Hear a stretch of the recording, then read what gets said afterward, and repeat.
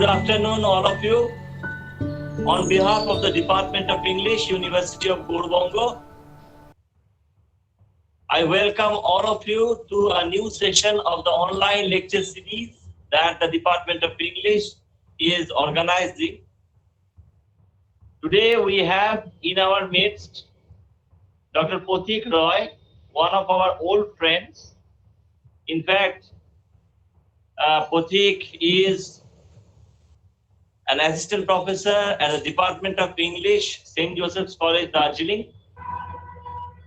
Now today he is going to deal with one of the breaking incidents of the 21st century, one of the defining moments of the 21st century, the 9/11 attacks on the World Trade Center and the Pentagon, and its literary representation. Now, Pathik is going to talk about two very, very important issues as regards the politics of representation is concerned. He is going to talk about traumatic identification on the one hand, and also the creation of memory on the other. He is going to revisit post-9/11 fiction. I hope he is going to shed light on both the compliant texts and the resistant texts that have been written and point out the politics thereof. So without much further ado, let me now hand over the reins of this program, this session, to the capable hands of Pathik Roy, and let me disappear from your screens. So it's over to you, Pathik. Thank you, sir. It's a pleasure to be here again. I remember the last time I was here, it was a very, interactive kind of a session that we had. And I was discussing the ideas and aesthetics of St. John, Bernard Shaw, basically. So today it's like totally different. I hope I'm audible. Am I audible to everybody? Yes, sir. Yes, sir. I'm audible, right?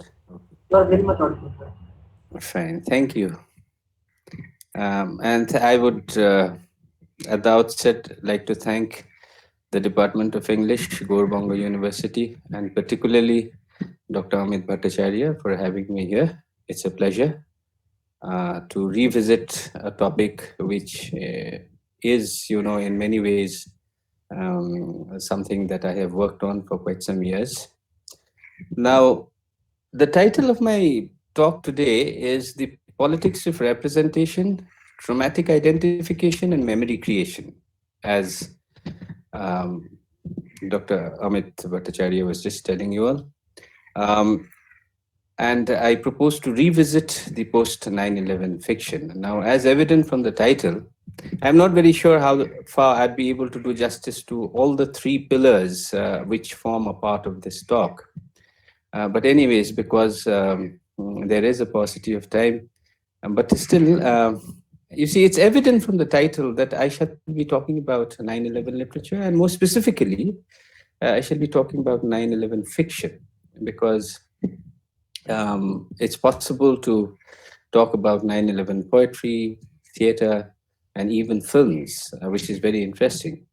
Now, in a post-Foucauldian academy, literature is manifestly a political site, right? And it's a site where narratives and counter-narratives are played out. They are contested, they are interrogated, they are subverted, they are de-hierarchized.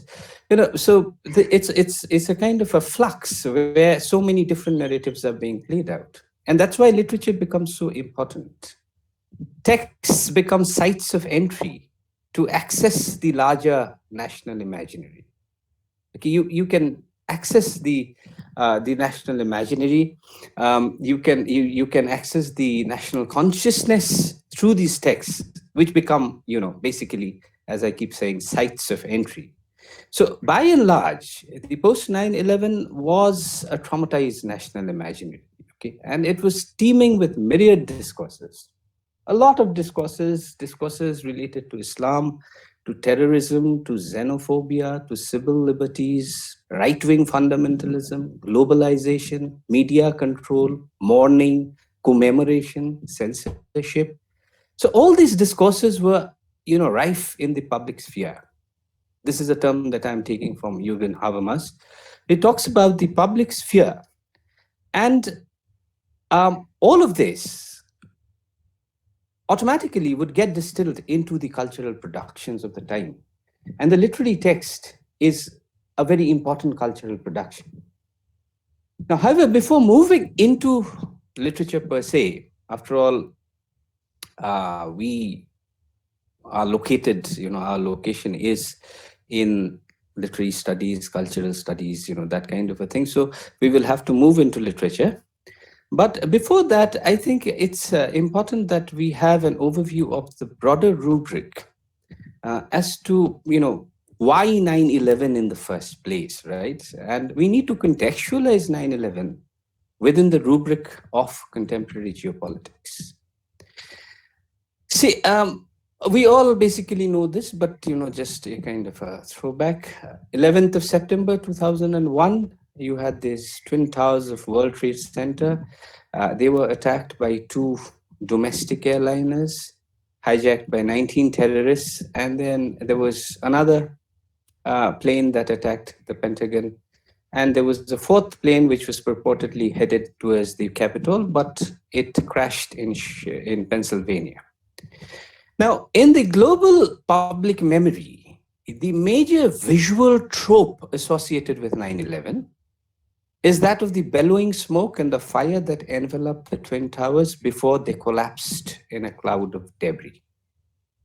And all of this, mind you, was consumed in real time. So this was a kind of a media disseminated global spectacle that left millions numb, incredulous, and disoriented.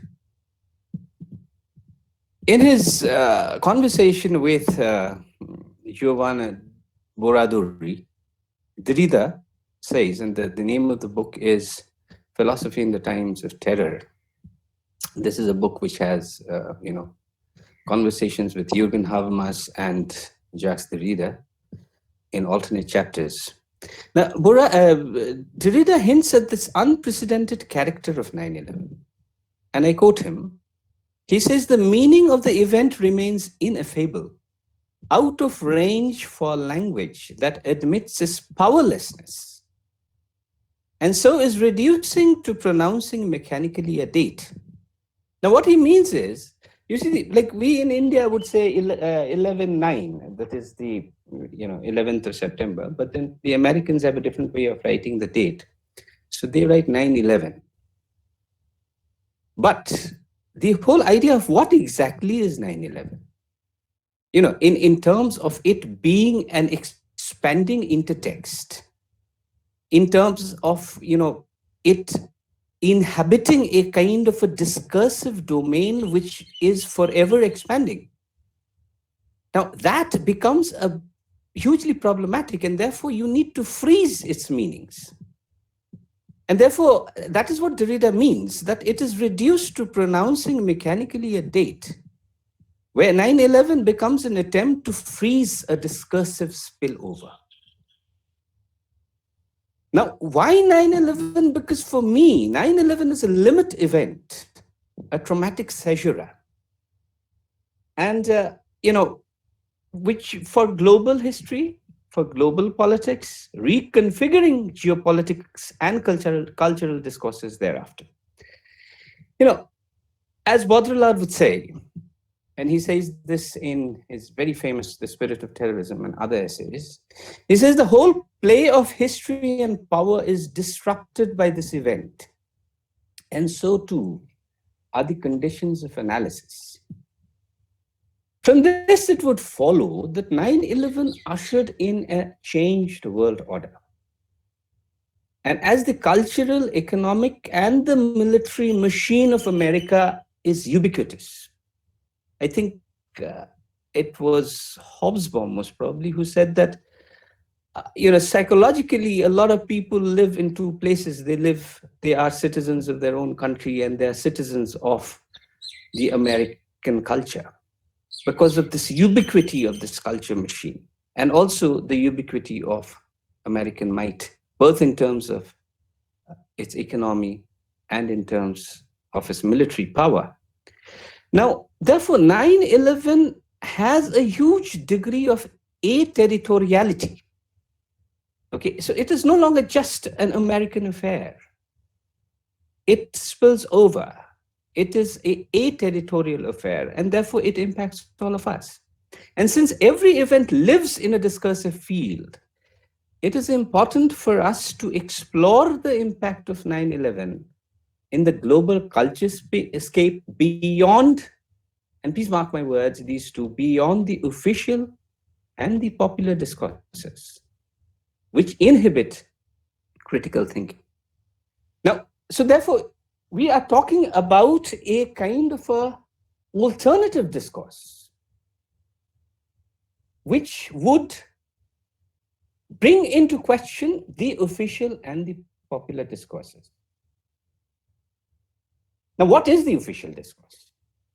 You see, on the 20th of September 2001, Bush gives his very famous speech where he refuses to take cognizance of the complexities of global terrorism. And he brings it down to a us versus them paradigm. It's a very revanchist kind of a rhetoric of revenge. And then he goes on to say, why do they hate us? And he answers it saying, they hate our freedom of religion, our freedom of speech, our freedom to vote and assemble and disagree with each other. Now you will notice that this is an attempt to ahistoricize 9/11.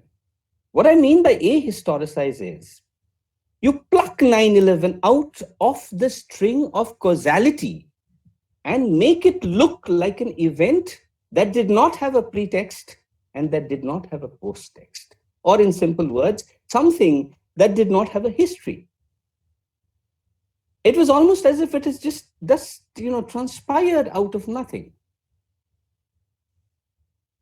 Now, this is the ahistoricizing tendency of the historical, of the official narrative. The popular, on the other hand, sought to mythologize it. Okay. 9/11 was looked upon as a kind of a myth. Now, there were pitfalls about this myth-making of 9/11. America, being a settler country, did not have a huge repertory of myth to fall back upon. Pearl Harbor is one. Now, so 9/11 became a myth, but there was this danger of 9/11 becoming a kind of a defeatist, discourse. And therefore, they inflected it with the idea of American exceptionalism, with the idea of Americanness. That, and throughout, I will talk about this in detail as we move on. Throughout, a kind of a psychological and cultural, discourse of 9/11 was evolved, which was around a kind of a fall. Okay, so there was no causality in it. This is something very important. And throughout my talk, I will be talking about this lack, or this very, very premeditated statist agenda to evacuate 9/11 of a history, of American foreign policy, of geopolitical imperatives. Okay. So while the while the official espoused a historical narrative, the official espoused a historical narrative. The popular brought about a mythologizing narrative. But both sought to dispense with the critical resistors of history, politics, economics, foreign policy. And the war on terror became a mannequin conflict between good and evil.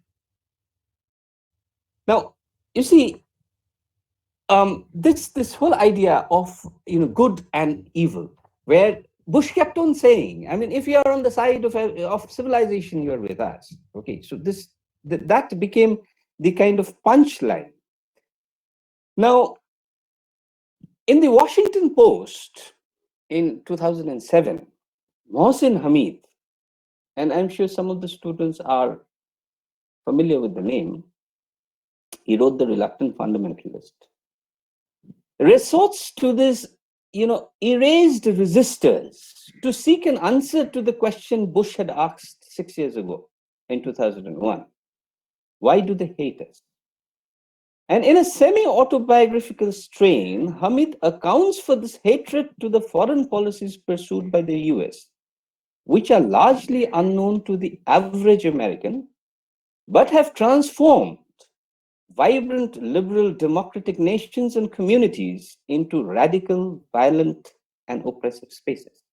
Now, America has this dubious distinction of having intervened, and I'm quoting from Hamid, intervened to shape the destinies of other nations, and then, as a nation, walk away. Now, this kind of a counter narrative did not only come from Mohsin Hamid, it came from a few others as well. For instance, Chomsky was very famous, very strident in his stand about America's activities, both inside as well as outside. Susan Sontag, for instance, was vilified for her article in the New York that was on the 24th of September 2001, where she says, and I'm quoting her, a few shreds of historical awareness might help us to understand what she calls, again I quote, the monstrous dose of reality. Okay, so this unanimity of the sanctimonious reality concealing rhetoric sprouted by American officials and media commentators in recent days seem, well, unworthy of a mature democracy. And I quote this from her article in the New Yorker that is called The Talk of the Town. Now, these are the official and the popular discourses and certain counter narratives that came up. There are others, but I wouldn't want to get into them. But there is something else that needs this investment in 9/11, and that is the ever-present trace of terrorism, which has underscored the lived realities of everyday lives in the post-9/11 scenario. Okay, now terrorism has suddenly become, as Said would say, a reconfigured geography of conflicts without clear borders, without visible actors. And therefore, it is sustained by a seemingly impossible blend of the most sophisticated technological efficiency of modernity, along with an ideological base that militates against the basic philosophical tenets of the so-called Western modernity and enlightenment. Now, in the public sphere, this led to the culture of surveillance, what Giorgio Agamben would call the state of exception, stringent curbs on civil liberties, swapping freedom for security, violation of democratic principles, and flouting of universally accepted conceptualizations of justice, leading to an atmosphere of paranoia, barely concealed xenophobia. Okay. Now, and another thing, before I come to the question of literature, is also the requirement for the need for a third world perspective. You see, a lot of 9/11 studies have been carried out from the European and the American Academy, of course. But it is, I think, very important that a third world perspective on the whole thing is required, because that um, is all the more important because a lot of America's foreign policy is driven by the resources that are found in the third world. Okay, and coming back to my first point, the aterritoriality of the whole thing. Now, in such a situation, which is marked by multiple fissures, underscored by pandemic insecurity, fear, alienation, dislocation, violence, reprisal, trauma, the artist, and in our case, the literary artist, the writer, is endowed with a greater responsibility. For she is, after all, a public intellectual. And the narrative she creates may ultimately take on the role of a mediational lens. Okay. So it is of great interest to explore the interventionist potential of literature, problematizing political and public discourses of the post-9/11 world. Now, my question is, this is something that I'd like to engage with. Does post-9/11 artistic representation, my talk would be mostly about literary representations, succeed in creating a critical climate of political introspection and historical consciousness, which is indispensable for a vibrant, deliberative democracy? Have the writers risen to this occasion? Okay, and have they been able to mediate the cataclysm? Have they been able to contextualize it in a larger framework for history, politics, and power, so as to restore meaning to an event that threatens to rupture the process of meaning making in an apparent unredeemed and unassimilated trauma? Now, this is something that needs, that merits attention. Now, you see, this messianic role that literature can subscribe to needs to be problematized or needs to be dovetailed with the idea of representational strategy. You see, as I said, a work of fiction is a site that is informed by a representational strategy. And this would include economy, this would include erasure, this would include foregrounding. What, why, how, what is being foregrounded? How is it being foregrounded, and why is it being foregrounded? Concurrently, what is being erased, why, and how? All of this is a political act. What is unsaid is as much important and as much eloquent as what is being said. And what is being said, what can be said, how these statements are legitimized as knowledge or accepted as truth, depends on the circulation of power. This is where Foucault becomes very indispensable. In his essay, The Prison Talk, Foucault says, and I quote Foucault, "It is impossible for power to be exercised without knowledge. And it is impossible for knowledge not to engender power. This would imply that on one hand, knowledge is an integral part of the struggle for power, while on the other, the very act of producing knowledge is also laying a claim for power." Hence, Foucault coins this compound, knowledge power, with a slash, to indicate the relationship between the two elements. The imbalances of power between institutions or groups of people will inevitably lead to production of knowledge, please mark, production of knowledge about the less powerful or the marginalized by the more powerful. This was taken up in a very colonial kind of a rubric by Said later on.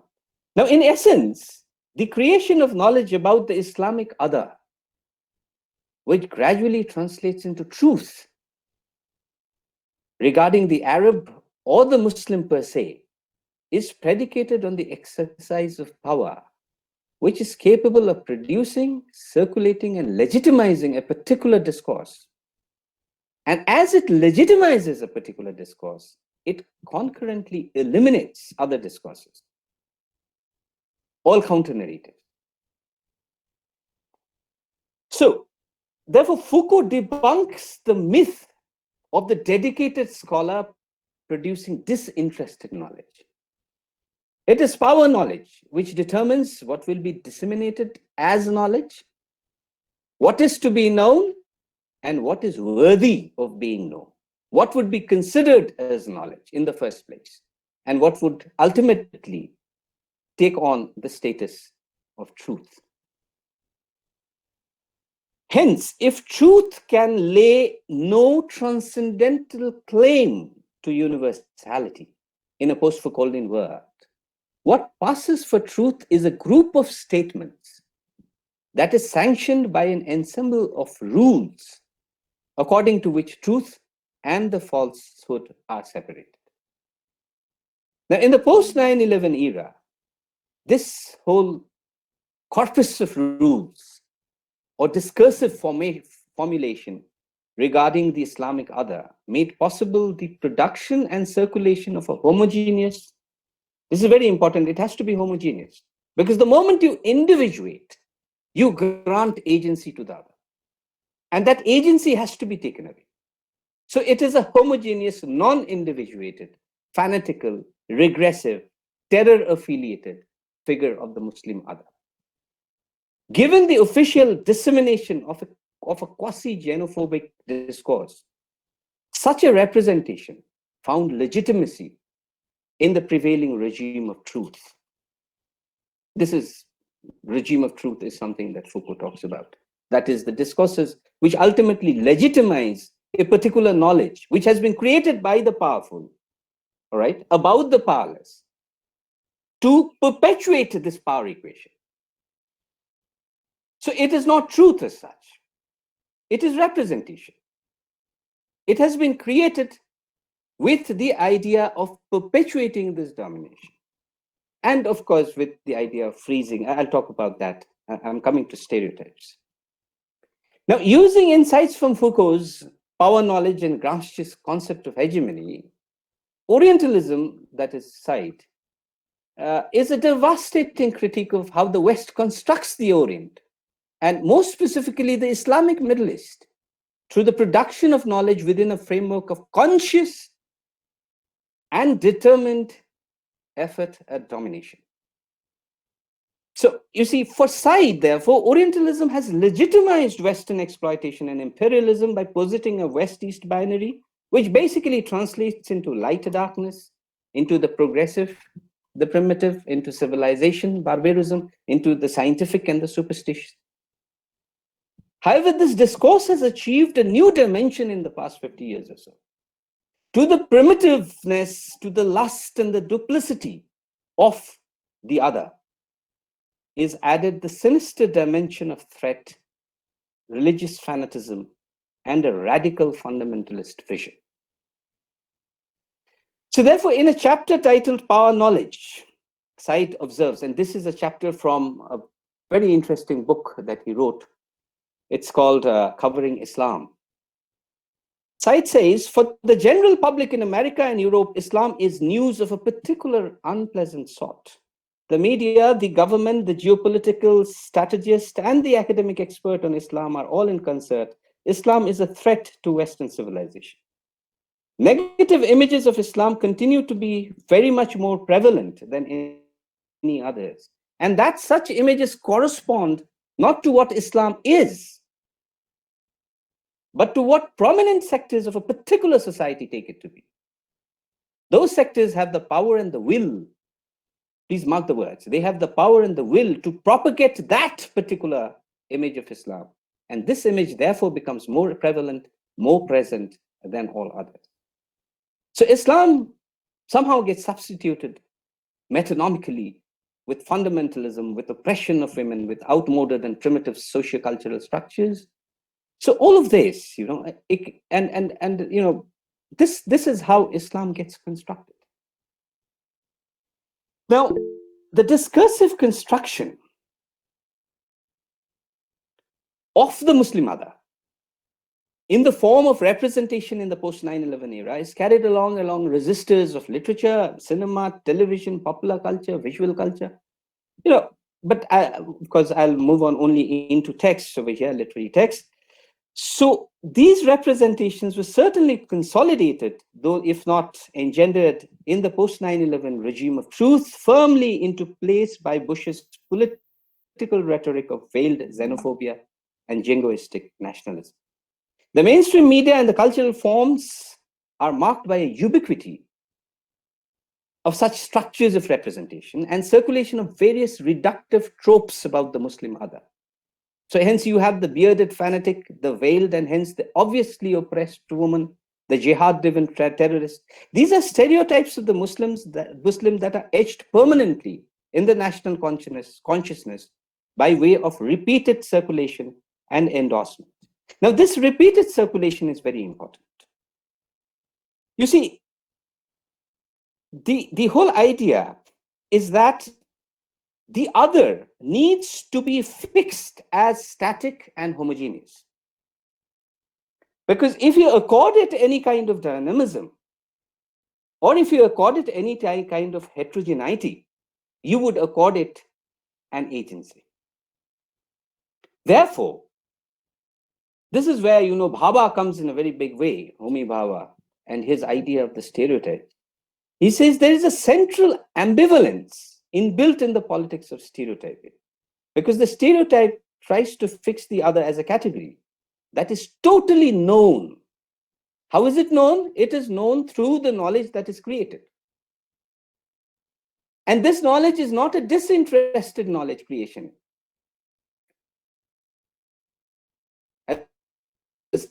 Side would say,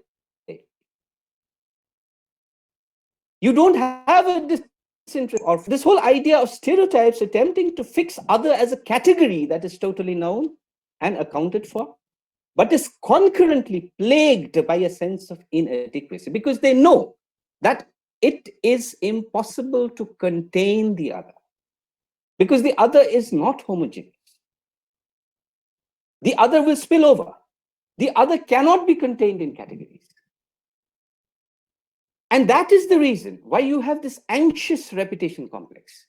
Again and again, the same thing is being repeated. It is repeated in cinema, it is repeated in literature, it is repeated in visual arts, it is repeated in various things. This anxiety of repetition comes from the fact that you understand that it is impossible to freeze. It is impossible to freeze, okay? The Islamic other is not a monolithic entity, right? So, this whole idea of Islam is an inadequate banner. There are many Islams. It is not a monolithic entity that is totally knowable and is hence frozen into this reductive tropes and stereotypes. Therefore, the ambivalence of the other, which is always in excess of the stereotype, please mark the word, it is always in excess of the stereotype, has a potential to break down containment, and therefore it provokes the whole idea of repetition. Now, given this whole idea of stereotypes, I would like to engage with Falling Man,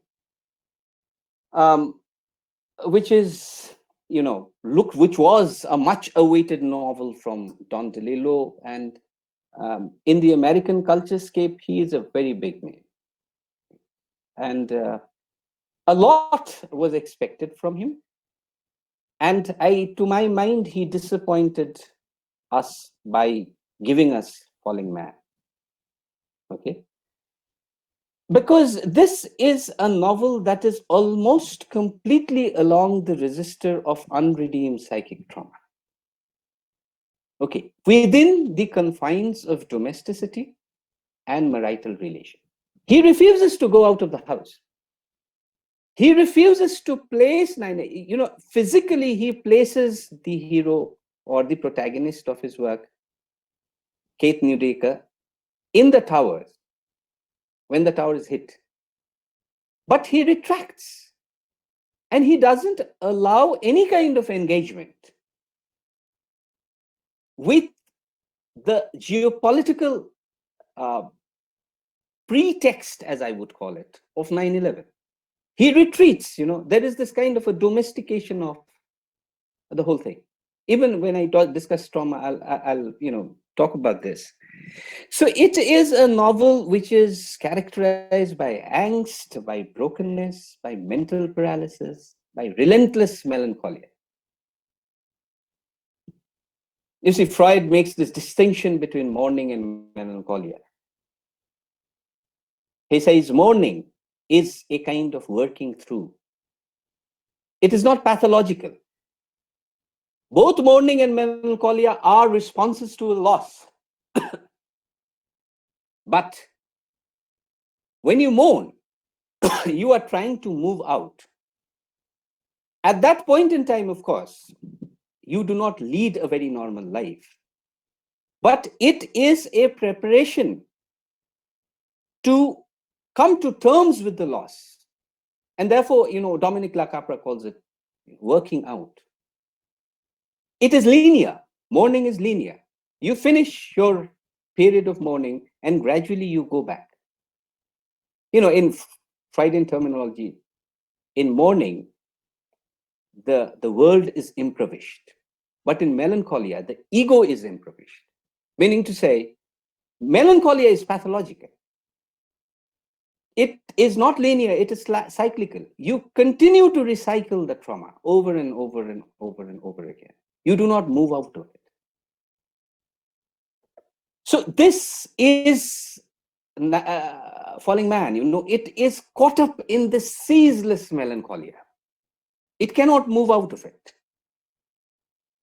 Now, you see, the novel's encounter and the representation, which we are talking about, of the other, comes across as a subtext. It is not at all very important.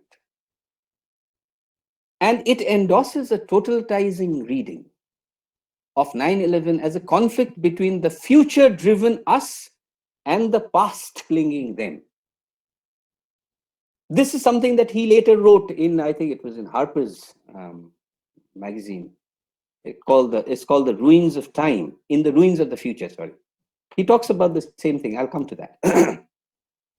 So he ends 3 parts of his novel with short interludes, all right?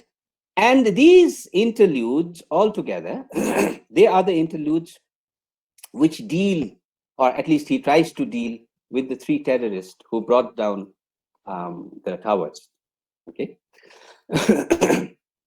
So he talks about these 3 sections, and these 3 sections altogether, please mark, constitute 18 pages in a 246-page novel. And that is expected to serve as a narrative window to the world of jihad. Okay.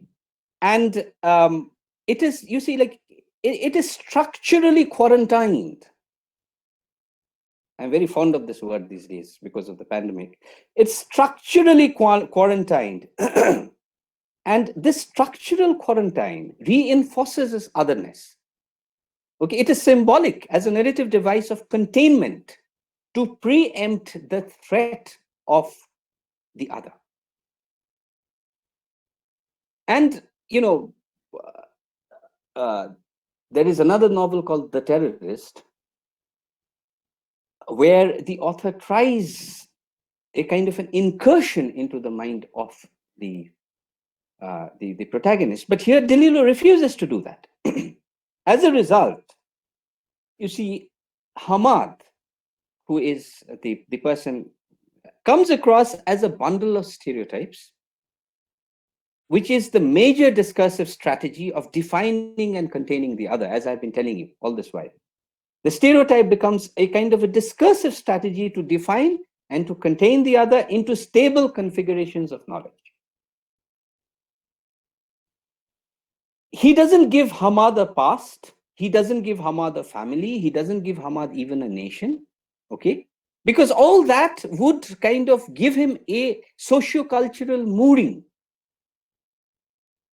which would be inimical to his, construction of the Islamic other. The extent of Dalilo's sympathy towards Hamad consists in an attempt to humanize him by situating him within the Orientalist construction of the lustful other. So Hamad's sexual self is magnified at the cost of his psychological or other behavioral resistors. So he is reduced to the, I quote, the trope of body consciousness.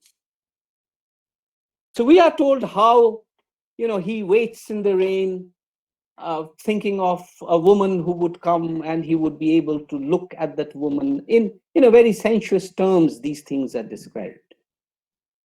And for the rest, he comes across as a confused, intellectually deficient, ruthless murderer, obsessed with the matter of growing a beard.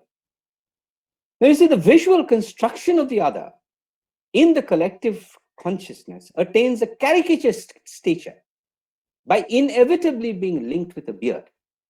So the beard, somehow, which is a religious / cultural marker, somehow is, kind of conflated with the idea of a moral index. And I'm using this from Framing Muslims by Morley, where he talks about this moral index. Items of dress, items of appearance somehow take on a kind of a, moral implication. Time and again, Hamad is shown to be uneasy about his beard. And ultimately he says, the beard would look better if he trimmed it, but there are rules now, and he was determined to follow them. Okay. Now, in his essay, I had just mentioned it to you, in The Ruins of the Future, Delillo poses a simplistic binary. The American technology-driven capitalist democracy, all right, versus you have the terrorism, which is religion propelled, and it propels us towards the past. So this is the kind of binary that he possesses in The Ruins of the Future. And he goes on to say, right, that it is in the novel. He says, one of the characters says, it is not the history of Western interference that pulls down these societies. It is their own history, their mentality. They haven't advanced because they haven't wanted to or tried to. And this somehow has an echo of the 9/11 Commission report, which says, and I'm quoting the report, the Muslim world has fallen behind the West politically, economically, and militarily for the past 3 centuries. And therefore, there is this foregrounding of irrational fury and violently fundamentalist belief system.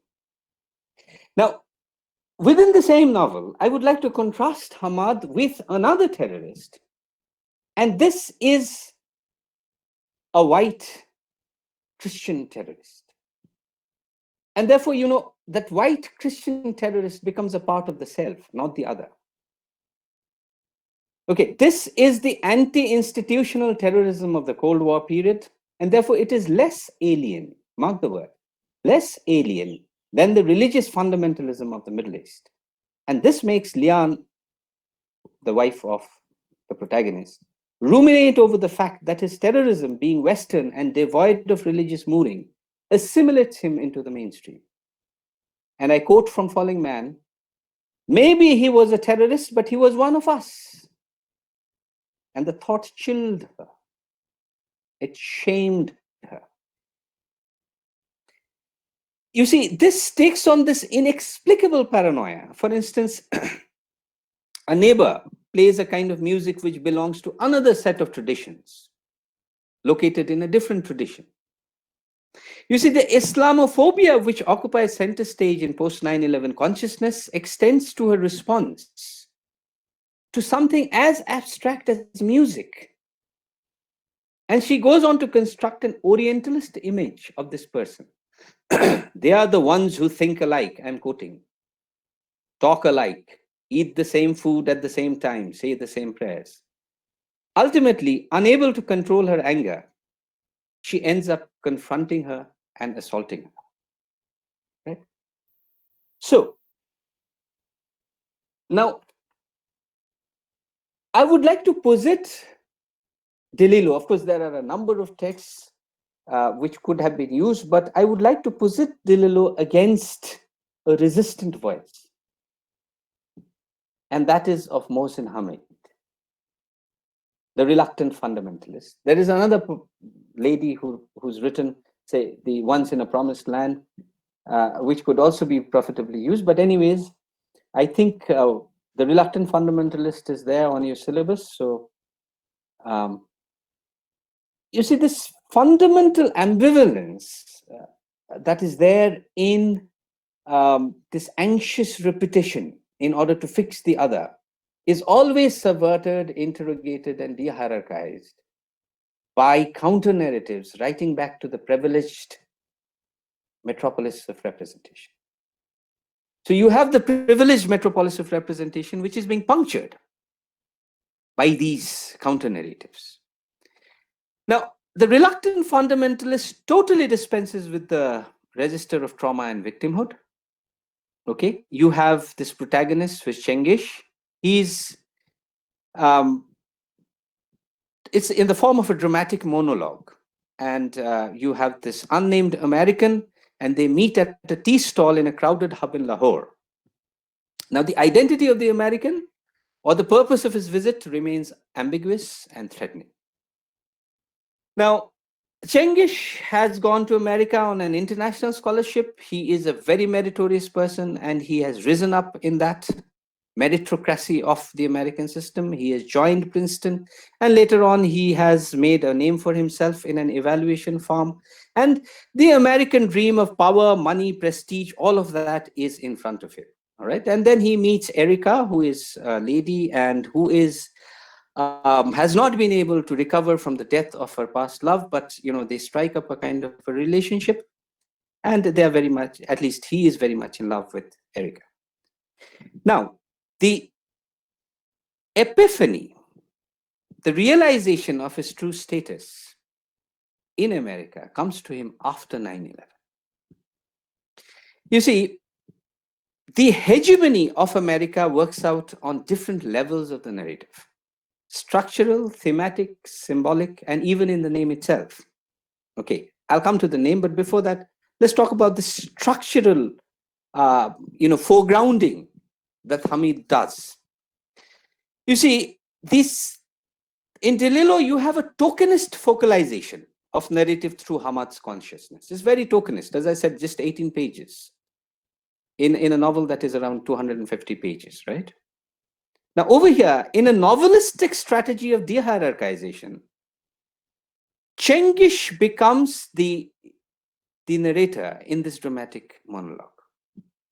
And therefore, the voices of all the others seem to be ventriculized through Cengiz. So you see, the primacy is accorded to this voice of Cengiz. So Cengiz is given the center stage. He is not erased, he is not silenced. Rather, he is the speaking voice. And this is a political thing. And now we come to this title. You see, Ed Hussein had written a kind of a confessional novel called The Islamist. And somehow, the reluctant fundamentalist somehow brings to us or reminds us of that. But this is totally different. We are talking of a totally different fundamentalism. What fundamentalism are we talking about? You see, Cengiz, who is the epitome of US scholastic and economic elitism, cannot be considered a religious fundamentalist by any stretch of imagination, right? Now, in his trainee days in this particular farm, it's a very famous farm, he was continually told, and I quote, "Focus on the fundamentals," which signified a single-minded attention to financial details so as to maximize profits. Now, in a playful polysemy, the fundamentalism of the title is linked to the ruthless logic of American acquisitive and interventionist corporate culture. So this is not the Islamic fundamentalism. So, he turns it over, he de-hierarchizes the whole thing. The title itself becomes totally different. Now, it is in Manila, in one of his cold-blooded appraisals of companies, that 9/11 happens, right? And this is, I quote from the book, "And then I smiled." He sees the fall of the towers and he smiles. Yes, despicable as it may sound, my initial reaction was to be remarkably pleased. And this, of course, is somehow, reminds us of Baudrillard's observation of the jubilation almost. He uses the word jubilation at seeing a superpower destroyed. Now, in the Chengish asks his American friend whether he felt no joy at seeing American munitions laying waste to the structure of your enemies. What he actually is talking about is the political culpability. And therefore, he debunks that myth of fall from innocence, which is the mythologizing tendency in popular culture. Now, with the coming months, you see the fractures of the social body deepen, and America's rejection of the other in the form of Chengish, whose identity as a Pakistani immigrant Muslim is triply suspect. So it takes on sinister propositions, and Chengish ultimately understands his own Janissary status. Now, who's a Janissary? A Janissary are those Christian boys captured by the Ottomans and trained to be soldiers in a Muslim army. They were ferocious and utterly loyal. They fought to erase their own civilizations so that they had nothing to turn to. Now, Chengish realizes that he has all this while been a janissary to the imperial and financial machinations of America, which is presently laying waste to Afghanistan and which would have no qualms about destroying his own country. Now, this invention, circulation, perpetuation, entrenchment of stereotypes is linked with the idea of trauma and the politics of victimhood that was rife in the post-9/11 era. Now, trauma became a buzzword in the public sphere in America in the post-9/11 years, and any attempt to contextualize trauma within a rubric of historical facts and material specificities was a violation of the sanctity that was accorded to the idea of this, this pool of trauma. This is temporarily unbound, as I'll say, I'll explain later. It goes on and on, because, as I would say, it is statist in origin. The state wants this trauma to be there so that it can be appropriated to justify or to create consent for the policies of the state. So it became almost sacrilegious to question this trauma. So trauma became the resistor of convergence of the popular, the medico-scientific, the academic, the government discourses. Everything was talking about trauma. But to palm off trauma as the only frame of referentiality, discounting the resistors of history and geopolitics, needs to be problematized. So I go back again and again that we need to contextualize it. We need to contextualize trauma. We need to understand that 9/11 is not without a pretext. And as we have already seen, it had a proposed text as well. So for me, trauma as a constituted field of inquiry is an inadequate frame of reference for 9/11.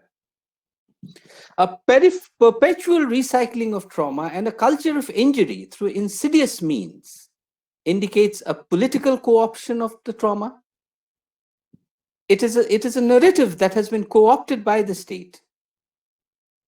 Now, just before a kind of a quick recap or a kind of a quick, survey of this idea of trauma, it all goes back to Freud, right? But I cannot retrace back to Freud. So I'll start with, Kathy Caruth's that seminal book, Trauma, Explorations in Memory. Now, for Caruth, trauma is a response often marked by a delay to an overwhelming event or events characterized by repeated, intrusive hallucination, dreams, thoughts, behaviors stemming from the event. So, you see, there are three major things. One, the event itself is foregrounded. Okay, so trauma enters a confrontation of the event which is unpossessable and which is unsayable, right? So it is unexpected in its horror. It cannot be placed in the schemes of prior knowledge. So it cannot become a matter of intelligence. So it is overwhelming. Freud, of course, has a much better way of saying things. He says the vesicle is overwhelmed. It is filled with trauma. Therefore, he has a medical kind of a metaphor.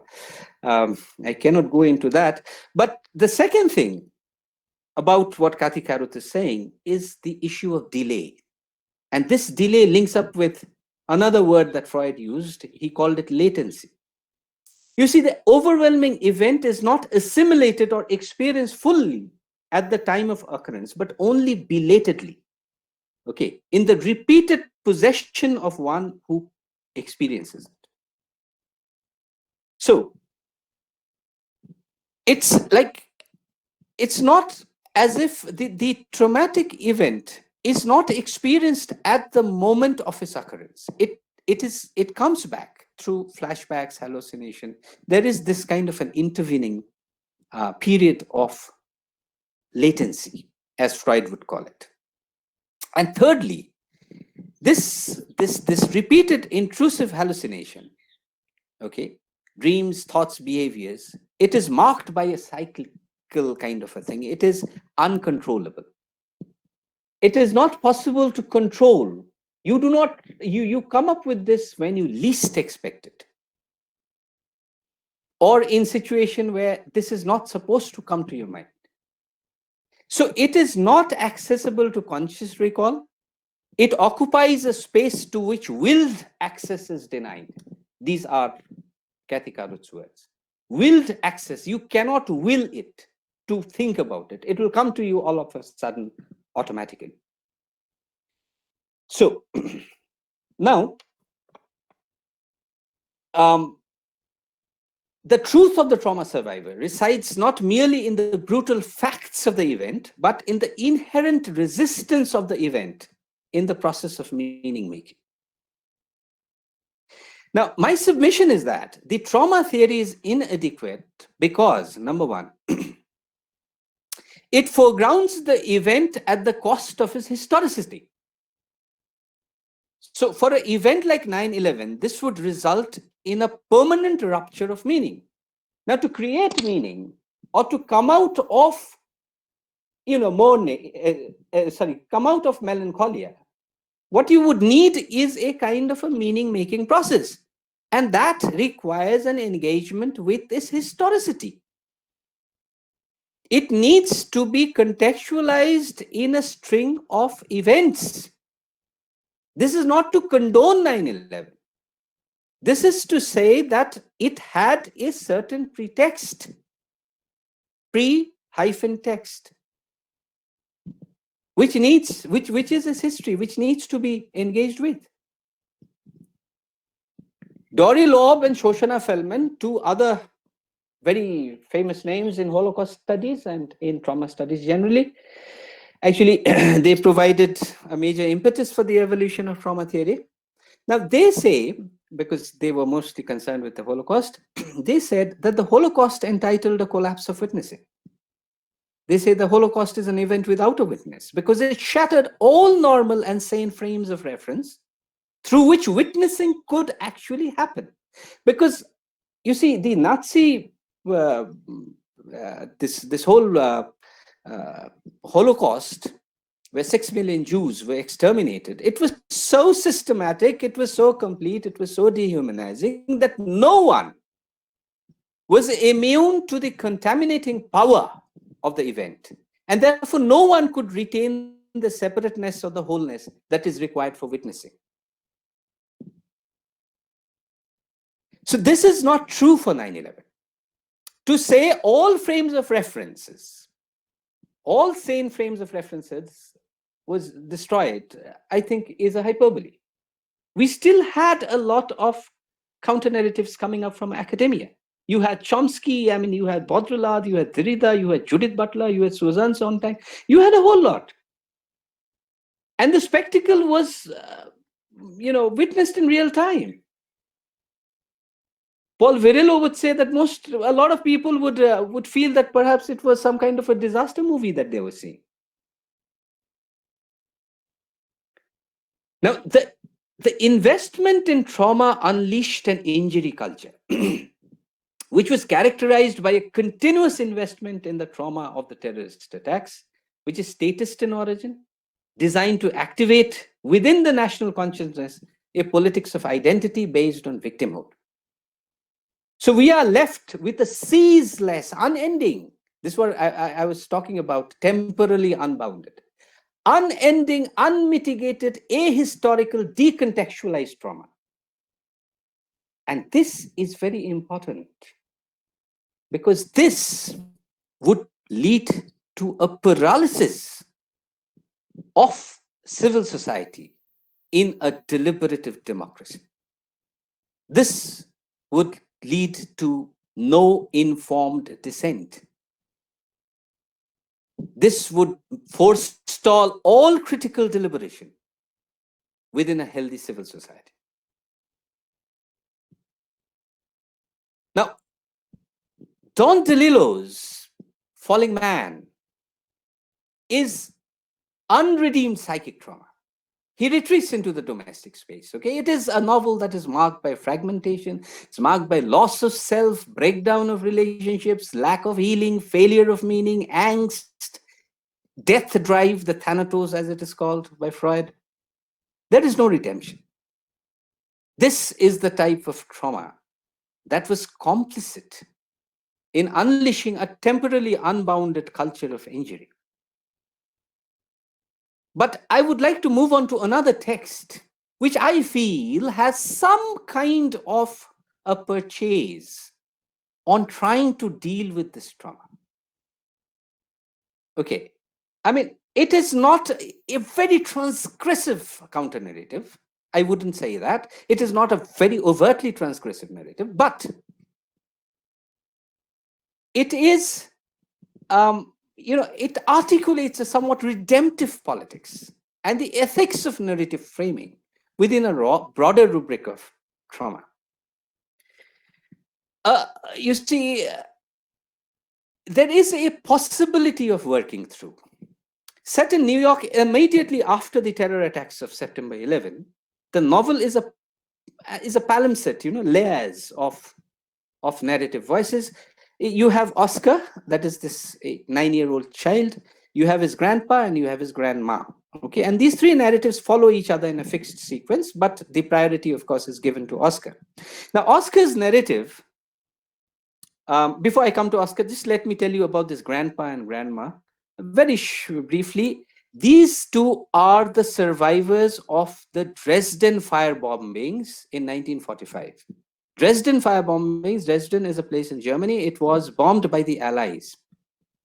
And a huge number of people lost their lives.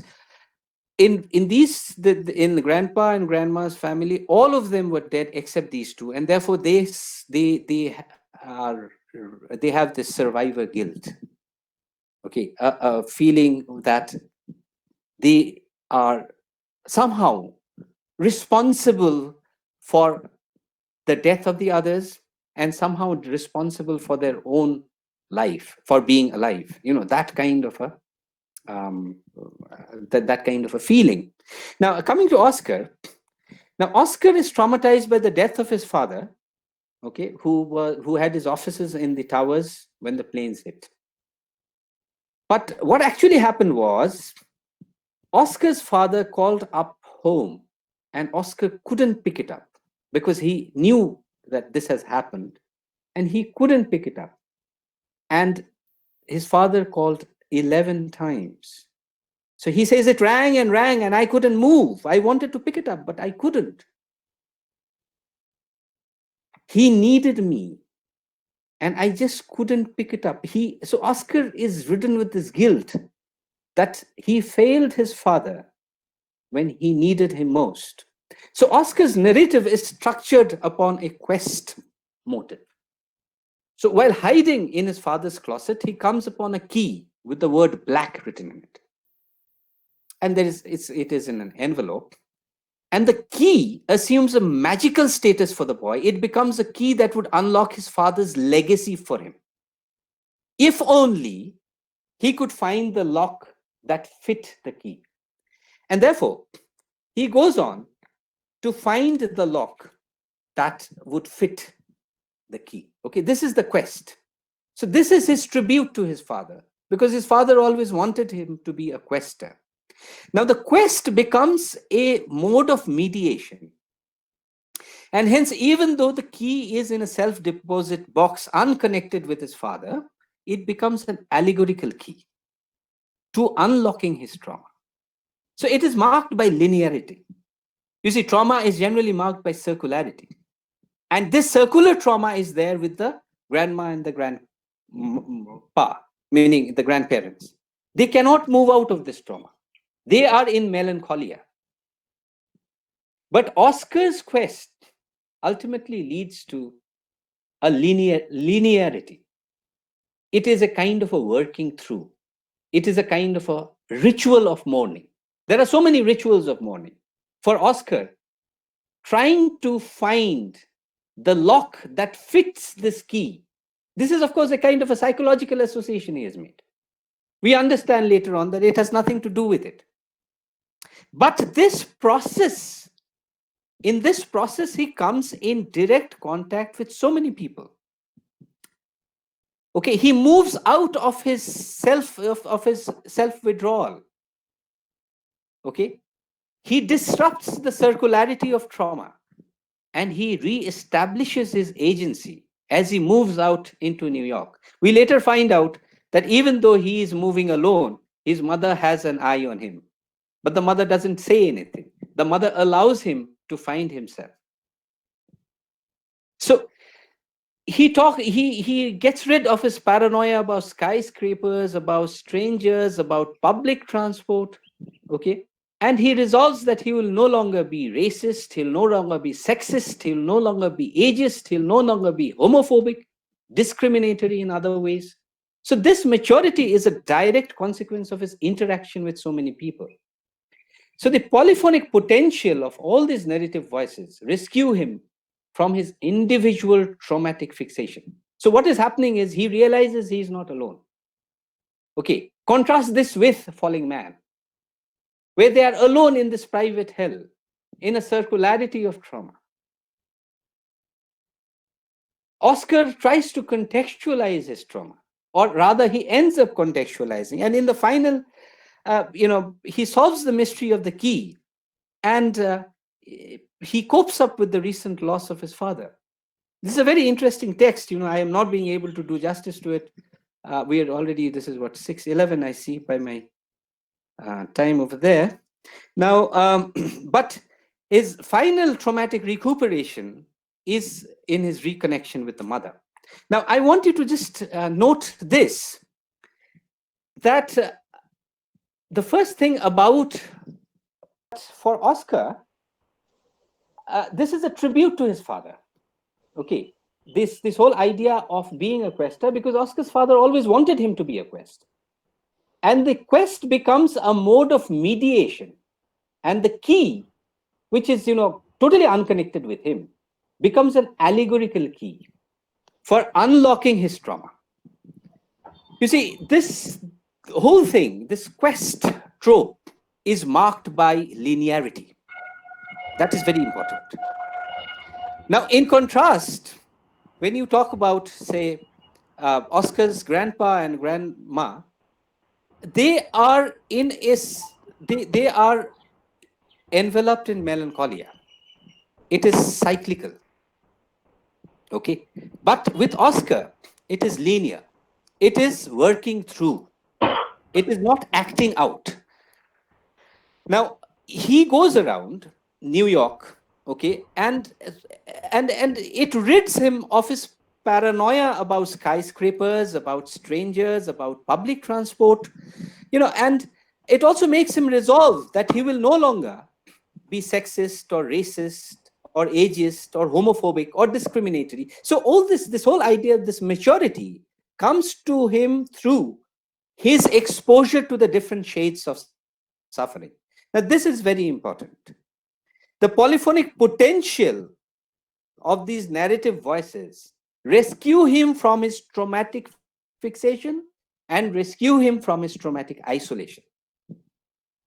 You see, this is the thing, and the final thing, of course, comes when he reconnects with his mother, and he realizes that his mother had always watched over him, and his quest was a play that was scripted by her. Okay. And she knew the ending when he was at the beginning. Now, the important part is novel, incredibly loud and extremely close, is at least marginally closer to the idea of working through trauma. This is because, you see, this novel talks about or uses the strategy of trauma transfer. And what is trauma transfer? It is reading the current trauma through the lens of a previous one. Now, over here, we read 9/11 through the lens of Dresden, through the lens of Hiroshima, through the lens of the Holocaust. And this opens up that utopian possibility of empathy. This is very important. So you have myriad voices, different traumatic experiences, but all of that leads to this ethics of cosmopolitanism, wherein the narrative framework replaces the individual concern and the individual fixation on trauma by a communal one, and therefore it emphasizes a polyphonic engagement with several voices and dialogues. Okay, and it's very interesting. See, Jonathan Safran Foer was a Jew, but he chose to write about the German victims. And therefore, this is a deliberate debunking of the us versus them paradigm. Now, I would briefly talk about In the Shadow of No Towers, which is a resistance to mediated culture of injury. It is a full-scale resistance. In the Shadow of No Towers is Art Spiegelman's graphic novel. And, the experience of trauma over here is personal, it is raw. Trauma piles on trauma. That is what he says right in the beginning. The first broadsheet that he uses, he calls it "The Sky is Falling." Now, hence, there is this trenchant counter-narrative that he, like the whole idea of trauma is there, but he refuses to allow the state to co-opt his trauma. He refuses this, or he refuses the possibility of the state co-opting his personal trauma for, for the interest of the capital, for the interest of the state, for the interest of the military, or for the interest of the culture industry. Okay, he refuses to make it a recruitment poster for the American military efforts or endeavors. The extent of this co-option is evident in the resistance Spiegelman met from the mainstream American publishers in getting In the Shadow of No Towers published. Because you see, in 2004, he was a huge figure. He shot into limelight with The Mouse. And after that, I mean, for Spiegelman to go around to publishers asking them to publish his graphic novel, you can understand the way in which the public sphere is being controlled by a dominant discourse of a kind of an enforced patriotism. Because any counter narrative would be unpatriotic. Any counter narrative would be un-American. The personal interface with trauma is highlighted in the first 5 pages of the comic, where we see Spiegelman and his wife frantically trying to locate his daughter, Nazda, who is a freshman in a school that is near the doomed towers. Now, finally, they meet the daughter and the family flee northward, and there they hear the roar of the North Tower falling. And I'm quoting from the book. It says, "We turn to see the bones of the tower glow and shimmer in the sky. Ever so slowly, it cascades into itself. Awesome, sublime." Now, see, trauma manifests itself by being possessed by an image. This is how Kathy Karu talks about trauma. And the image of the looming tower, North Tower's glowing bones, just before it vaporized, is the core image of trauma, or the leitmotif appearing in some form or the other in almost all the pages. But Spiegelman, the point is that Spiegelman refuses to wallow in the trauma, and his strategy of coping is to make a vow, and I'm quoting, that vow that morning to return to making comic full-time, providing him with a provisional equanimity, that the world is not ending so soon. So you see, he takes up the work of making comics or writing these, or creating this graphic fiction. It becomes a political act for him. This is his act of subversion. This is his act of resistance. He will not allow the state to co-opt his personal trauma into a recruitment poster for America's military activities. So, you see, the first is the trauma of 9/11, but very soon, the wounds of 9/11 are overlaid by a fresh set of traumas. That is the collapsing of democratic institutions, the kind of revenge-fueled patriotism. Okay? And therefore, he feels that there is an urgent necessity of reconfiguring and transforming the broken repertoire of meaning and expression. Okay? So he takes up this task of bearing witness in the face of statist co-option of difficulty in the times of such traumatic fragmentation. Now, we come to, there is this iconic panel, I wish I could have shown you this, where Spiegelman becomes the mouse persona. And this mouse persona comes from his, earlier graphic novel on the Holocaust. And he has lost his brain, because that is his critical faculties, all right? Because news has consumed him. News meaning to say the way in which 9/11 needs to be consumed. That is a kind of a statist option. So he has lost his critical faculties, and he's flanked by bin Laden holding a bloody sword and George Bush holding a revolver. And you have the American flag as well. So the American flag somehow grants legitimacy to the revolver. Okay, so hence, In the Shadow of No Towers demystifies the politics of trauma and comes up with, I would say, trauma as politics. Now, with that, I have this last section, which I'm not sure whether I should start. I would ask the organizers whether you would want me to continue with the idea of commemoration, or should I take up questions?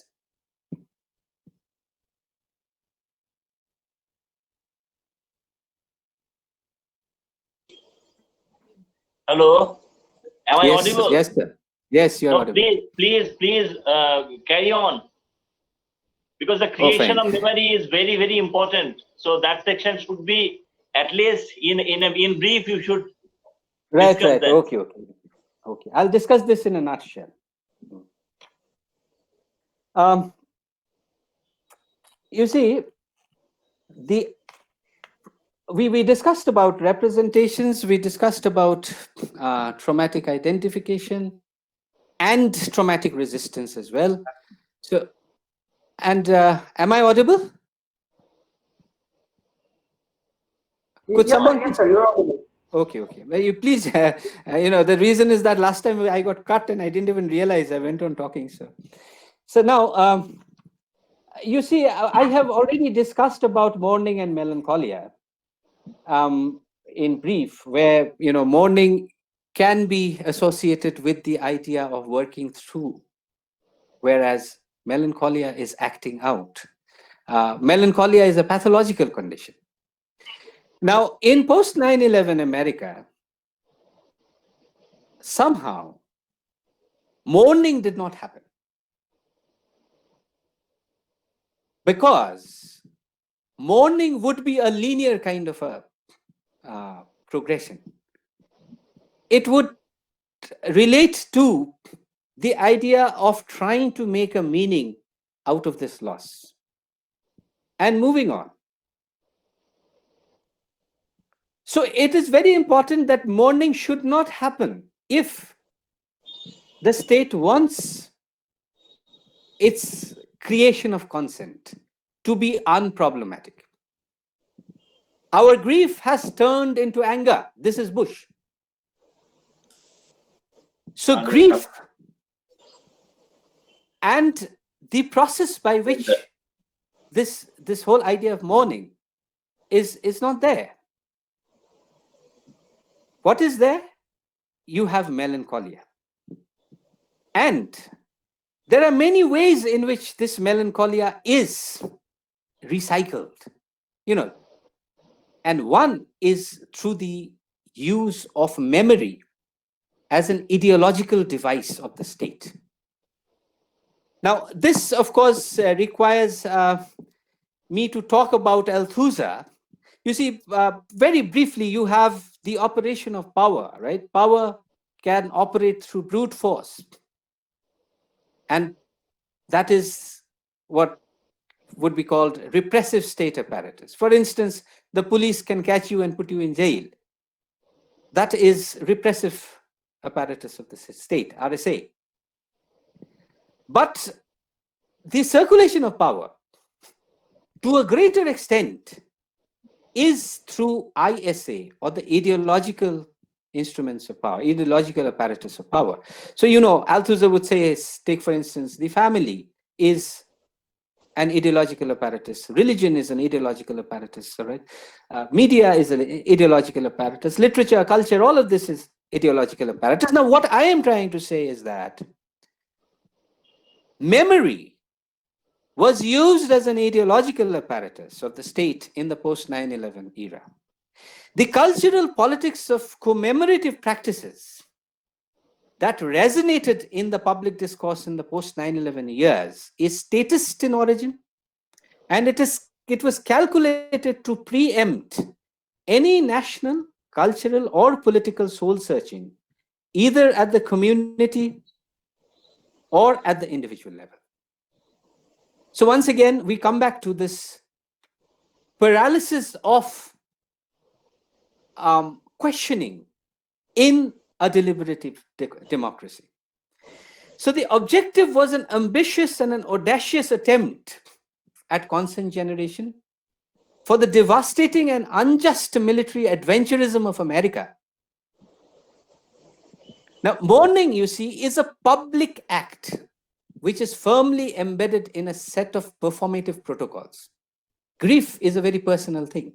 When you mourn, it has a certain rituals that you follow. Now, the politics of memory creation ensures, and this is very important, that the objects, desires, and reasons for remembering and forgetting are discursively produced. Now, there is a reason why the state would want certain things to be remembered, and for that they would recycle it. They would have some kind of an apparatus whereby that memory is recycled. All right. On the other hand, they would also want certain things to be forgotten. So you see, in his book, David Simpson, in his book called 9/11, The Culture of Commemoration, says that the idea of a sustained, spontaneous commemoration is a myth. Individual grief was subsumed and inflected by the resistors of the national, the patriotic, and the metaphysical, and in the process, it was not autonomous, but precisely cultured. All right, in the sense it was cultivated and monitored and produced with the specific possibilities of consumption in mind. So being a public act, mourning activates myriad socio-cultural and political discourses. Am I audible? Yes, you are audible. Okay. Now, this is the point. The point that I am trying to make here is that the whole idea of memory, of course, there are various other things here is that need to be brought into conversation over here, but I don't think that would be possible. But I would say that memory has become a very important part of the creation of memory and also the forgetting of certain things. What we remember is also discursively produced, and what we forget is also discursively produced. Okay, so 9/11, post 9/11, we saw this whole idea of what is being what the state wants certain things to be remembered, and the state wants other things to be forgotten. And there are various ways in which this memory was made. One of them, of course, is these blogs. Where were you on September 11? And you had a lot of people talking about that. Okay, where were you on September 11? And this whole idea of American exceptionalism was writ large in this process. So now, since I would like to move into a particular work of fiction over here, and that is The Submission by Amy Waldman, where we talk about, she brings in this issue of memory, okay, and commemoration, because commemoration is a political act. Say this whole, there was a huge lot of controversy associated with the 9/11 memorial. Yes. Now, when you make a memorial, there are so many things that need to be taken into consideration. It should be a place which would sanctify the memory, and it will also be a place which would lead to a working through of the trauma. It should not be a place which would lead to further, revisiting in a very acrimonious way the original source of trauma. So you see, the 10th anniversary of the terror attacks of the World Trade Center saw the opening of the 9/11 memorial, and it also saw the publication of Amy Waldman's The Submission, a novel about the most suitable architect with the most unsuitable name. Now, or name, because you see, the name is associated, is a cultural signifier of the religion. The novel opens with a discussion regarding what would be the most suitable memorial that would bear witness to the incalculable loss in human and psychological terms, and that would also translate into a space of working through of the loss. Now, there are 5,000 applicants. Please remember, these are all blind applicants, meaning to say they haven't written their name. So since this is a kind of a blind competition, the whole drama ensures because of that. And I will go back to another controversy that actually happened. That is the Myelin Controversy. Now you see, the jury finally settles for 2 of these entries, and they have starkly opposing narratives of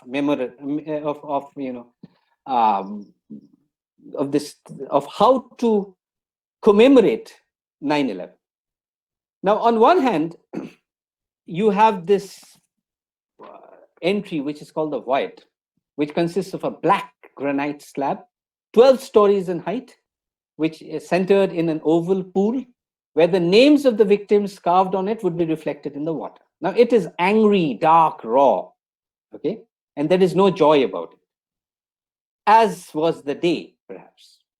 Now, the other was the garden, all right?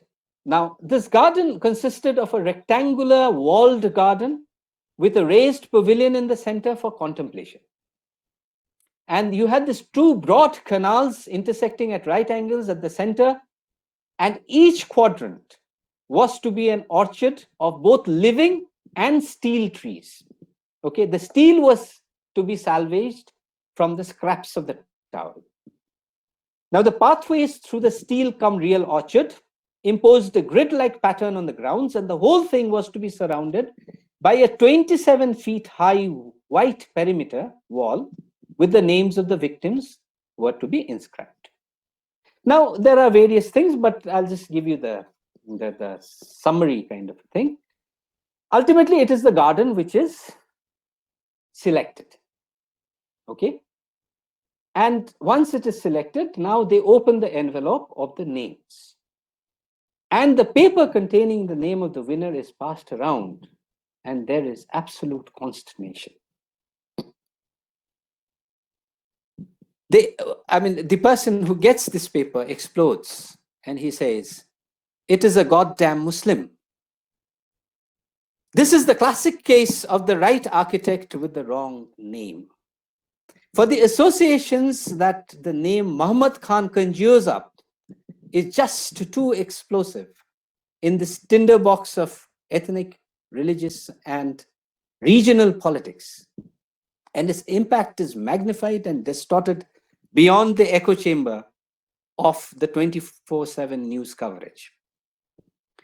So immediately, this spirals out of proportion. Talks are about the multicultural pandering, the stupid tolerance of America, and immediately the architect, whose name is Mo, this is a polysemy once again. Amy Waldman plays on that. Mo doesn't have the ring, the theological, the historical, or the hysterical, ring of anything to do with the Islamic other. So Mo is, kind of Americanized. And there is no reason why he should be conflated with anything that is un-American. There is absolutely no proof of that. He has paid his taxes. He has done everything. He has no criminal records. He has no pending lawsuits. He is everything that an average American is. But the idea was that to place him within the rubric of the pious, primitive, violent kind. Okay. Now, his parents had made modernity their religion, and he himself was not an atheist himself. Certainly, he was an agnostic, and I'm quoting it, all right, from the text, which perhaps made him not a Muslim at all. But all of this is of little significance in the wake of the xenophobia that washed America after 9/11. So the press came up with this very, very provocative kind of a picture where this architect is looking over Manhattan, he's shrouded in black, and the caption runs, "Mystery Muslim Memorial Mess." So, in other words, you see, this whole thing, gradually, there is a reinvention of Mo in the hands of total strangers who don't know him. And how do they reinvent him? They reinvent him through stereotypes. Okay? So, and from there is a reinvention of the garden. Okay? The Islamic garden, the garden becomes an Islamic garden. And it is compared to the Alhambra of Spain or Humayun's tomb in India. So it becomes the Islamic Charbagh. And gradually, you see the metamorphosis. From the 9/11 memory, it becomes an Islamic Charbagh. From there, it is metamorphosized into a martyr's paradise for the remains of the terrorists. And from there, it becomes a graveyard for these people. Okay? So it is not for the victims of 9/11 in that sense. It is for the perpetrators. So this is the kind of trajectory along which the garden or the design of the garden gradually moves. Okay. So ultimately, the press started saying that it is a victory garden for the jihadis. Okay. It is the Trojan horse. Much later, when the architect is questioned, he says this, and I quote, he says, "To me, the wall framing the garden, the wall with the names, is an allegory for the way grief frames the aftermath of the tragedy. Life goes on. The spirit rejuvenates. This is what the garden represents. But whereas the garden grows and evolves and changes with the seasons, the wall does not change. It is eternal, unalterable as our grief." However, you see, this local thing takes on a global turn.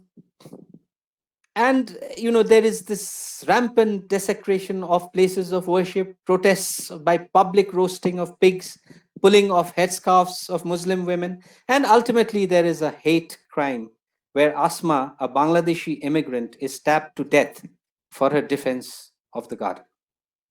Now, with this, Mo ultimately withdraws, and ultimately the garden is substituted by another memorial, which is very uncontroversial, but which is basically very kishy. Now, the submission in many ways is a counterfactual engagement with post-9/11 controversies that scarred the national consciousness in respect of the issues of memorial making and unleashing of cultural trauma in general. Now, these echoes are not only from post-9/11 era, but it looks back some 30 years earlier, okay, when the Vietnam War Memorial was commissioned in 1982. Once again, that was a competition where the names were not revealed. And it was Myelin who won the competition. Okay, and there was public outrage over it, just like there is public outrage over the garden. Now, you see, while the reason why there was this huge opposition to Myelin was because of her ethnicity. America had suffered huge losses in the hands of an Asian country. And for the memorial to be built by another Asian was like bringing in the Trojan horse. So while the religion of Muhammad Khan assumed paramount significance, the ethnicity of Myelin became a matter of profound disquiet. So while visiting her days, those days in her essay, making the memorial, she says, "I often wondered," I'm quoting Myelin, "if it had not been an anonymous entry, 1026, that was the number of her entry, would I have been selected?" Certainly, both Myelin and Mo, who was her fictionalized counterpart, in some respects would have been non-entities. Nobody would even look at their work had it not been, quote unquote, a blind competition. Being a thoroughbred American, it took Lynn some time to realize that her ancient descent was a sensitive issue, okay, because America had just suffered momentous losses in the hands of an Asian country. Both Lynn and Mo, in the submission, had to suffer the indignity of being reinvented by preconceived, stereotypical notions dictated by a xenophobic nationalism. Now, with that, I'll come to the close of my talk. I started off with why 9/11 is a rupture that needs to be engaged with. And I moved on to the idea of representation. In a post-Foucauldian academy, no representation is innocent. And therefore, the whole idea of representing the Islamic other and whether these are complicit or resistant. I moved on to trauma, where I feel that trauma is an inadequate resistor to deal with 9/11. Trauma theory as it stands in its classical form only re-endorses the statist agenda at consent creation. And I moved on to the idea of memory as a ideological state apparatus used by the state to create and recycle a particular version of the past, which would help them at the present. This is the presentist theory of memory. Hobsbawm and Ranger talks about it in The Invention of Tradition, but I couldn't go into all that. So the presentist idea of memory, and therein I discussed a novel, which is Submission by Amy Waldman. Now I'm open to any kind of clarification or interventions. Well, thank you, Pathik, for this wonderful, wonderful presentation. I think without further ado, I must now open the session for questions and comments from the audience. So they can write their questions or comments in the chat box. And they can also put their questions directly to Dr. Pathik Roy, who will be only too happy to answer them. In the chat box, we are already having two questions, sir. If you kindly read them, one by Sri Panda, another one by Matthew Rahman. Pathik, can you read the questions? Yes, I have this question by C. Panda, where he says, I suppose it's he, says that we are witnessing a post-9/11 world and the war of terror still continues. Yes, that is exactly what I am saying. You see, when I talked about the rationale, I said that there is a aterritoriality that inflects 9/11. But along with that, there is also this kind of a temporal thing. 9/11 is something that is still happening. Okay, the repercussions of 9/11 has not stopped. With the rise of the right-wing politics in America, and with xenophobia gaining ground, with anti-Arab kind of politics gaining ground, with fractures along linguistic lines, along ethnic lines, along religious lines. And I think this is happening all over the world, all right? This is one thing. Of course, things have changed to some extent from what it was, okay? But I am not very hopeful. I am not at all very hopeful. This is particularly true about the way in which, let's say, this present pandemic also created a public debate, okay? And somehow, if you read up the news, you will see how the pandemic in the States was associated with various sections of the population. So that is a matter of great concern. Indian text, there is a film, okay, Aisa hota to you hota to kaisa hota, okay, this is a film which has which deals with 9/11. Of course, it is a human drama, but still it has a bit of it, and it is amalgamated in the narrative structure of the film. But I do not know of any Indian literary text as such which deals with 9/11.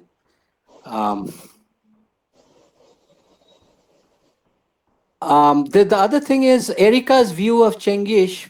You see, Erica for me is a very symbolic kind of a character. You see, somehow there is this polysemy with America and Erica. Okay, America, Erica, and therefore, you know, Erica's, let's say, insularity to Chengish is symptomatic of America's insularity to the other. Okay. So even when they make love, it's so interesting. Erica says, or Erica pretends Chengish to be her dead lover. All right. So you see, this is the whole idea of melancholia, where she is unable to come out of this. She is unable to come out of this, what Freud would call this libidinal investment. All right. And therefore, now if we look at it in a slightly different rubric of post 9/11, you would say that Erica wants Chengish to impersonate the dead lover.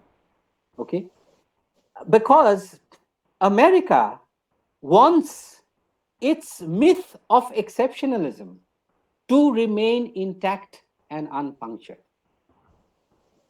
It should be something that is not open to any kind of an attack. Okay, so this is how I look at Erica, a very, very symbolic character in the novel. There is one more. Do you think Islamophobia and its related politics of stereotypical portrayal and representative Muslim can be put to an end? What role is to be taken by the present political activists, specifically whites belonging to, in the endeavor to renounce them? See, this is centuries old, okay, and this goes back to the binaries of power, okay. So the issue of white versus black, the issue of the European versus the Asian, the issue of the European versus the African. In India, you have the issue of the higher caste versus, you know, the so-called Dalits. So you have these are the binaries. And it is basically predicated upon the operations of power. Now, I would say that maybe what has happened in, let's say, I mean, we should be proud that we are people who are engaging in literary studies and in cultural studies, and we are open to these kind of theoretical formulations where we are interrogating power structures. And I think it is through this kind of interrogation, as we move on from one generation to another, there would be a kind of remission in this. Okay, you know, like even, let's say, for feminist politics, right? The whole idea of this patriarchy. Of course, to a large extent, okay, things have changed from what it was maybe 50 years ago. All right, but we cannot say that it has changed totally. And the issue of gender is inflected with issues of caste, for instance, issues of class, for instance. All right, the white heterosexual woman in the European academy would be faced with you know, different configurations of gender than the black or the Dalit woman in you know, Southeast Asia. So you know, like to say there is a kind of a homogeneous solution to the whole thing is, I don't think, a very feasible kind of a thing. But yes, I think we are progressing. We are talking about this. We are deliberating upon this.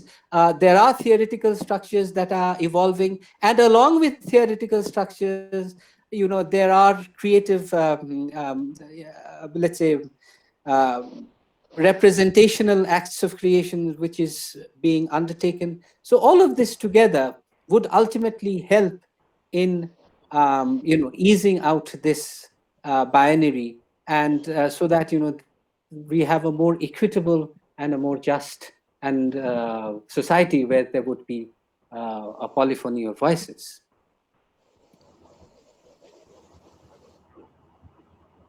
Well, are there any other questions?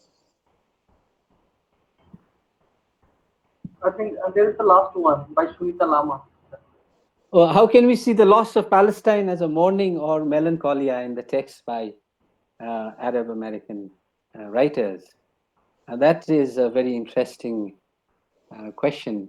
I don't think it is possible, Sunita. A lot of it is in areas of gray. You don't have black and white, whether it is mourning or whether it is melancholia. But certainly, the loss of Palestine is a very, very sensitive issue. And I'm sure, since you are also in this area, you would have read Stephen Salita. You would have read, this whole idea of how, or even, Nadine Nabar, this whole idea of how Arabs or American Arabs catapulted from almost invisibility to a glaring visibility, where a kind of a prescribed patriotism was there, where they had to, prove themselves and prove their patriotism every single day, that they are Americans. Now, this whole idea of loss of Palestine is something that is there at the back of their minds. The trajectory of let's say the socio-cultural visibility of Arab Americans is predicated on the 1960s war, the loss of Palestine. So it is something that they carry with them. So to that extent, I think it is a kind of a melancholia. Okay, but I think there is also a process by which they would like to work through. They would like to come out of this melancholia. They would like to come out and move forward. So I don't think, but it is a very interesting question, and I will think of it. And since we know each other, maybe we could communicate on this later. It's a very interesting question. I will think about this. Thank you. Okay, I hope. sir. Are there any other questions? No, sir. Being there no other. In that case, I think we should sum up the session now with closing comments from the host. Well, again, I must thank Pathik not only for this wonderful presentation, but also for this vibrant interactive session. By way of my closing comments or intervention, I would like to point out a few things. Number one, as a counter discourse, in the post 9/11 situation, I think another text is a very, very interesting. I am referring to Edward Said's foreword to the Silver Jubilee edition of Orientalism, which was published in 2003. And there in the foreword is a very brief essay. Said actually talks about how the trauma is appropriated by the state, and especially at the behest of the right-wing nationalists, the shock jocks, and the so-called experts who unfortunately did not have proper understanding of the Muslim world or the Muslim psyche, so to say. So I think anybody interested in this may do well to read Side's intervention as well. And so far as the aterritoriality and atemporality of such an event as 9/11, I think we have to take cognizance of the concept of the changing enemy. Especially for America, this concept of changing, that the changing enemy was always there, is always there, and it seems will be always there, because you think about McCarthy's anti-American witch hunt, you remember the communists were vilified and almost rooted out by Senator McCarthy at one time. And then after Vietnam, it became again some kind of a xenophobic reaction. And the same thing has continued after the 9/11 attacks. So the enemy can be changed, but the enemy remains. The enemy is the other. And oftentimes the enemy is the Oriental other, the Muslim other, the Asian other, the religious or the ethnic other. So it's not that Pathik has not pointed these things out, but I think this kind of a formulation deserves some kind of repetition. And so far as aterritoriality is concerned, we can very easily understand, as Pathik has very rightly pointed out, that the whole ball game is being repeated the world over, even the pandemic, how we are actually putting all the blame on a powerful neighbor nowadays in order to justify not only xenophobia, but also some kind of a nationalist imaginary which brooks no intolerance, no skepticism, no question. And we in the post-Foucauldian academy should take cognizance of this, and with all our might should try to resist such kind of a carpet generalization of the us, them binary. With this, we come to the end of this session. But before we go, I must, as the organizer, on behalf of the organizers of this particular lecture series, tell you about the next offering that we have for you. It will be on the 5th, that is day after tomorrow, and at 10:30 a.m., Shunayani Bhattacharya will talk about the trope of darkness that has been put forward in various novels in the Victorian England, and a counter discourse to which was put forward by a Bengali novelist like Vibhuti Bhushan in Chander Pahar. So I would invite all of you to join us then. With this, we come to the end of this session by thanking our esteemed speaker, Dr. Pathik Roy, and the august audience for being with us and sharing in this intellectual feast. Thank you. It has been my pleasure. Am I audible? Yes, you are. Thank you, sir. And it has been a great pleasure to be with you all here.